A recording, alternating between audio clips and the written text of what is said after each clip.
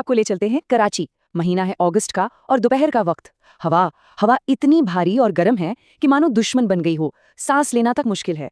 और इसी घुटन के बीच रेंगते हुए ट्रैफिक में फंसी है एक पुरानी सी सफेद टोयोटा वैन। इस वैन के अंदर एक आदमी बैठा है, नाम फारूक।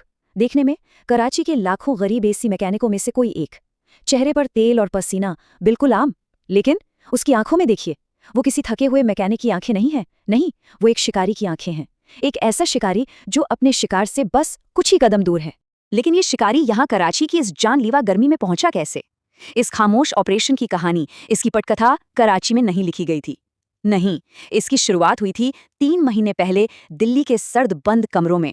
सोचिए, दिल्ली का एक धुएं से भरा कमरा। रॉ चीफ मेज पर एक मोटी फाइल पटकते हैं और कहते हैं, विक्रम, हम एक और 26/11 बर्दाश्त नहीं कर सकते। और विक्रम कोई आम एजेंट नहीं है, वो रॉ का सबसे काबिल ब्लैक ऑप्स एजेंट है। एक ऐसा भूत जिसका दुनिया की किसी भी सरकार के पास कोई रिकॉर्ड ही नहीं है।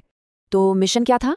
निशाना था खालिद अल मंसूर, एक डिजिटल घोस्ट, एक ऐसा मास्टरमाइंड जो भारत के 4 सबसे खतरनाक बम धमाकों का प्लानर था और आईएसआई की हिफाजत में एक किले जैसी जगह में रहता था। और आदिश तो और भी नामुमकिन था। उसे खत्म करना था, पर कोई धमाका नहीं, कोई गोली नहीं, कोई सबूत नहीं। दुनिया को लगना चाहिए कि उसकी मौत नेचुरल कारणों से हुई, मतलब एक खामोश हार्ट अटैक। अब इतने नामुमकिन काम के लिए हथियार भी तो कुछ खास ही चाहिए था, है ना? तो तैयार किया गया एक अनदेखा हथियार। रॉ के टॉप साइंटिस्ट्स ने बनाया एक ऐसा केमिकल कॉकटेल, एक ऐसा जहर जो मौत के बाद शरीर में अपना कोई निशान, कोई पहचान ही नहीं छोड़ता। और ये काम कैसे करता था, ये सुनिए। एक माइक्रो सिरिंज, इतनी बारीक कि इंजेक्शन का पता ही ना चले, और इंजेक्शन लगते ही सिर्फ 60 सेकंड के अंदर एक मैसिव कार्डियक अरेस्ट। और सबसे खौफनाक बात, कुछ ही मिनटों में ये केमिकल खून से पूरी तरह गायब हो जाता था। मतलब दुनिया की कोई भी फोरेंसिक लैब ये साबित ही नहीं कर सकती थी कि ये कत्ल था। तो चलिए वापस चलते हैं कराची, जहां विक्रम को अब फारूक बनकर उस किले में दाखिल होना था जिसमें मंसूर रहता था। ये कोई एक दिन का काम नहीं था, ये तो धैर्य का एक बहुत लंबा खेल था। सोचिए, पूरे 2 महीने तक विक्रम ने एक आम एसी मैकेनिक फारूक की जिंदगी जी, छोटी मोटी नौकरियां की, भरोसा बनाया, सिर्फ एक मौके के लिए। और फिर एक दिन उसने खुद मंसूर के घर के एसी में एक ऐसी खराबी पैदा की जिसे ठीक करने के लिए उसे सीधे मास्टर बेडरूम में बुलाया जाए। और जब वो गेट पर पहुंचा तो उसका सबसे बड़ा हथियार टूल बॉक्स में नहीं था, बल्कि उसकी एक्टिंग थी। एक टॉप एजेंट को अपनी पहचान, अपनी ट्रेनिंग, अपना घमंड, सब कुछ भुला देना पड़ता है। वहां विक्रम रॉ का एजेंट नहीं था, वो तो एक गरीब, थका हुआ, डरा हुआ मजदूर था जिसके हाथ गार्ड्स को देखकर कांप रहे थे। गार्ड्स ने एक एक औजार की तलाशी ली, सब कुछ चेक किया, लेकिन वो उस राज को नहीं पकड़ पाए जो ठीक उनकी आंखों के सामने था। कहाँ? भारी ड्रिल मशीन की बैटरी के अंदर एक छोटा सा खोखला चेंबर था, और उसी में छिपा था दुनिया का सबसे खतरनाक और अदृश्य हथियार।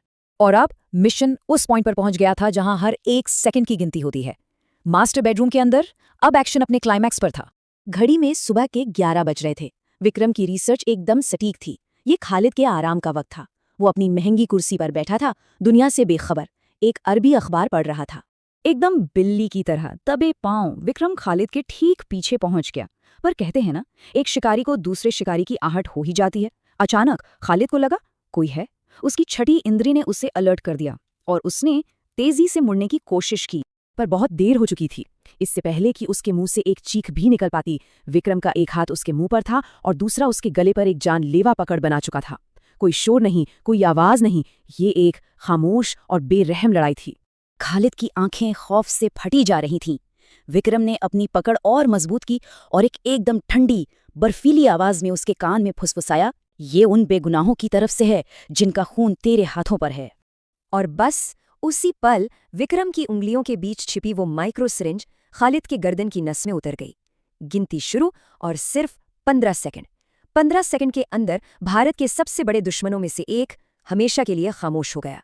तो मिशन का एक हिस्सा पूरा हो चुका था। लेकिन एक एजेंट का काम सिर्फ मारने पर खत्म नहीं होता।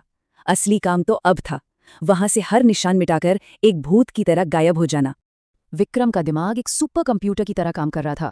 सबसे पहले कमरे से सारे फिंगरप्रिंट्स साफ किए, फिर माइक्रो सिरिंज को वापस ड्रिल मशीन के सीक्रेट कंपार्टमेंट में रखा, और फिर उसने वो किया जो पूरी जांच को एक अलग ही दिशा में मोड़ने वाला था।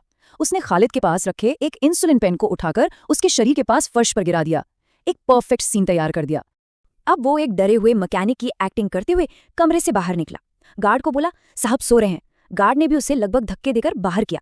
11:10 पर वैन कंपाउंड से बाहर निकल चुकी थी और ठीक 5 मिनट बाद 11:15 पर दूर से बंगले की तरफ दौड़ते हुए पुलिस और एम्बुलेंस के सायरन की आवाजें आने लगीं। 2 दिन बाद पाकिस्तानी अखबारों में एक छोटी सी खबर छपी। कराची के एक मशहूर बिजनेसमैन की हार्ट अटैक से मौत हो गई। दुनिया के लिए ये एक नेचुरल डेथ थी। मिशन कामयाब रहा। लेकिन उसी शाम हजारों किलोमीटर दूर नई दिल्ली में रॉ के हेडक्वार्टर में एक हाई सिक्योरिटी सर्वर पर एक छोटा सा इनक्रिप्टेड मैसेज आया। उस मैसेज में कोई लंबी चौड़ी रिपोर्ट नहीं थी, बस 3 शब्द थे, AC is chilling. Raw chief ने मैसेज पढ़ा और उनके चेहरे पर एक हल्की सी मुस्कान आ गई। न्याय खामोशी से हो चुका था। और भारत का वो गुमनाम सिपाही, वो अपना काम पूरा करके दुनिया की भीड़ में फिर से गायब हो चुका था। एक नया शहर, एक नया चेहरा और एक नए मिशन का इंतजार। ये सब सोचने पर मजबूर करता है ना, कि देशों के बीच इस परछाई वाले युद्ध में हमारे बीच ऐसे कितने भूत चलते हैं जिनके बारे में हमें कभी पता भी नहीं चलता।